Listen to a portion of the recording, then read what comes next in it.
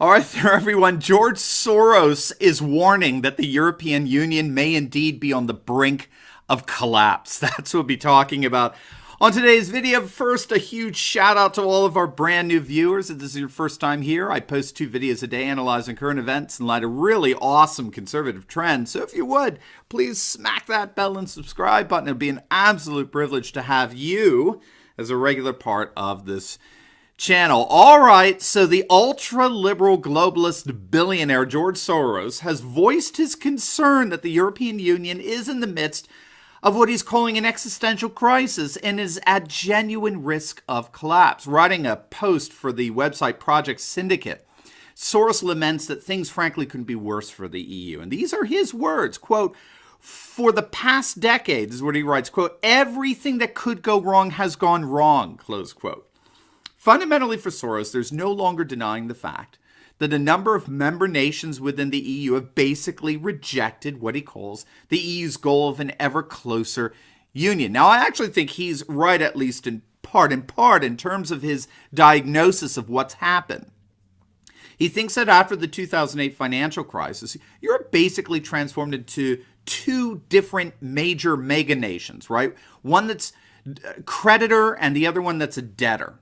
Creditors set the conditions that the debtors have to meet and frankly couldn't meet. And this, of course, created a relationship of mutual animosity, all the while destroying any semblance of equality among European member states, which, of course, is the very opposite of the credo upon which the EU was originally based. And so it's no wonder that so many young people regard the EU as an enemy, one that's deprived them of a prosperous and flourishing future, and have instead turned to the nationalist populists right among the debtor nations who've had no scruples in exploiting such economic insecurities. Interestingly, Soros also laid blame at the feet of President Trump. He argued that his withdrawal from the 2015 Iran nuclear deal effectively destroyed NATO, putting additional pressure on an already beleaguered Europe. Now, Business Insider notes that this isn't the first time Soros has made these prognostications. Back in January of last year at the World Economic Forum in Davos, Soros told a dinner party that the very survival of our civilization is at stake, and even speculated that we could be seeing an all-out nuclear war. I couldn't help but think of British Prime Minister David Cameron's warning back in 2016 that if Brexit passed, it could in fact trigger World War III of all things. Now, Soros' apocalyptic warnings aside, he's flat out wrong to think that the crisis facing the EU is solely economic in nature. A lot of leftist politicians and media pundits and university profs have done their best to reduce the rise of nationalist populism throughout Europe to mere economic concerns, which of course reflects their more Marxist worldview, creditor, debtor, and all that. But the data is in, and we now have irrefutable evidence that the existential crisis facing the EU is emphatically not reducible to mere economic concerns. The nationalist populist uprisings going on in Europe began long before the 2008 economic crisis, long before it.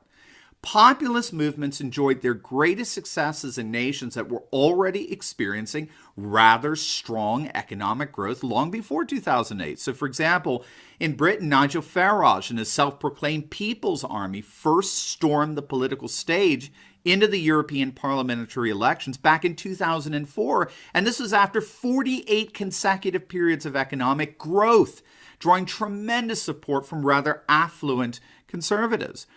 And in terms of the working class, one study found that before the 2008 economic crisis, working class voters were twice as likely as their middle class counterparts to vote for nationalist populists in Austria, 3 times as likely in Belgium and France, and 4 times as likely in Norway. Or take Brexit as another example.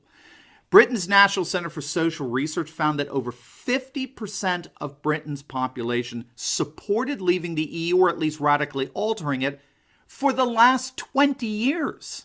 This was not an 11th hour decision.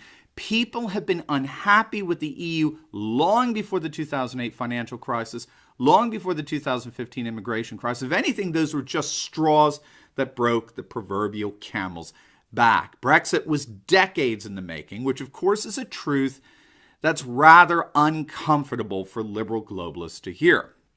Now, having said all that, Soros is not the only one who sees the collapse of the EU as seemingly imminent. A rather prominent British historian by the name of Niall Ferguson sees the EU beginning to crack from both external and internal pressures. So externally, the EU is beginning to be squeezed by the economic power of the United States on the one side and China on the other, and largely because of the incompetence of Brussels, the EU is simply not able to economically compete with these two powers.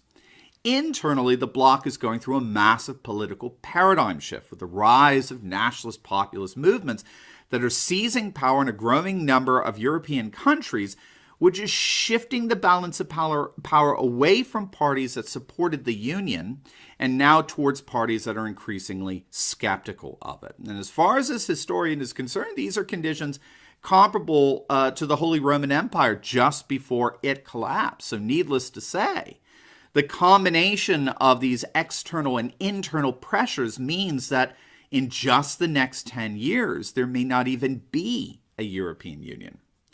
And what Ferguson is getting at here has been corroborated by European affairs experts such as Ian Kearns, who's also saying that the days of the EU may indeed be numbered.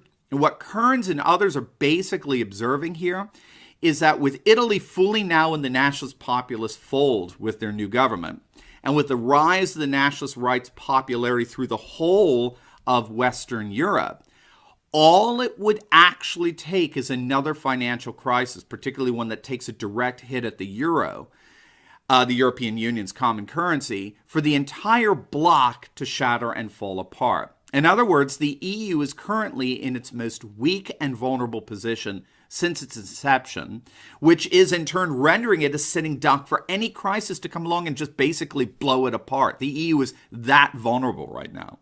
So obviously Soros is not alone in his assessment that the EU may indeed be on its last legs. And we've analyzed as well in some of our other videos a number of forecasting models for the future of the EU that unfortunately for the bullies in Brussels are not very promising.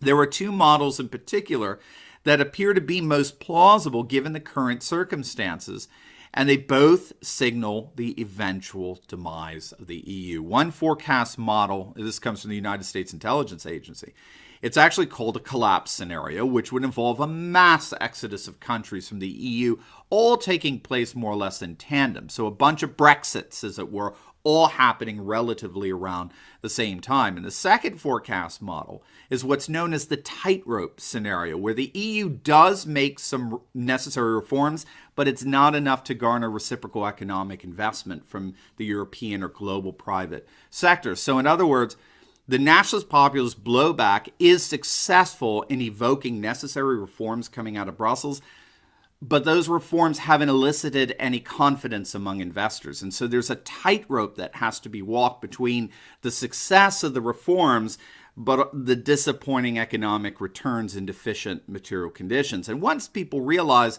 that government spending has to make up for private sector shortfalls, the whole project is seen as unsustainable and nations begin to incrementally exit from the bloc. The important point here is that neither one of these two scenarios results in a sustained EU project. And that includes a scenario where the EU even makes necessary reforms. Even if it does, it may be too little too late. And so it does appear that George Soros's nightmare may in fact be coming true. We may in fact be seeing nothing less than the end of the EU in the not so distant future. As always, please like, comment, and subscribe. Click on either our Patreon or PayPal links below and become a supporter of this channel and help us to continue to analyze current events in light of amazing conservative trends so that you could personally and professionally flourish. God bless.